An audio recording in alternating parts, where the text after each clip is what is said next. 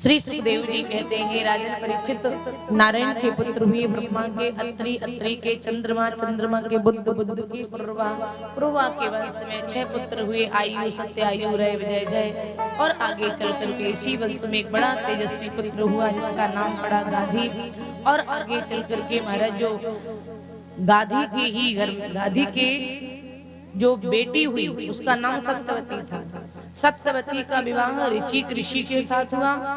तो सत्यवती ने एक दिन अपने पति से कहा कि ऐसी औषधि बनाओ जिससे मुझे भी बेटा हो, मेरी माँ को भी बेटा हो, क्योंकि गादी के घर में कोई पुत्र नहीं था, गादी के घर में बेटी थी। तो ऋचिक ऋषि ने 2 औषधि बनाई, एक सासू के लिए, एक पत्नी के लिए। पत्नी वाली सासू ने खाई, सासू वाली पत्नी ने खाई। इसलिए महाराज गादी के घर में जो पुत्र हुआ उसका नाम पड़ा विश्वामित्र। इसी चंद्रवंश में वर्णन आता विश्वामित्र जी महाराज का। और महाराज ऋचिक ऋषि के घर में जो पुत्र हुआ उसका नाम पड़ा जमदग्नि। और इन्हीं जमदग्नि के पुत्र थे महाराज परशुराम जी। परशुराम जी भी चंद्रवंशी, चंद्रवंश में परशुराम जी महाराज का वर्णन मिलता है, इतिहास उठाइए। तो महाराज वही परशुराम जी जिन्होंने 21 बार इस धरती को क्षत्रियों से रहित किया, वो परशुराम जी चंद्रवंशी थे।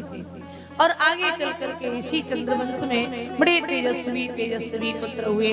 महाराज अयाति हुए। अयाति नाम के राजा एक बार जा रहे थे जंगल में शिकार करने के लिए।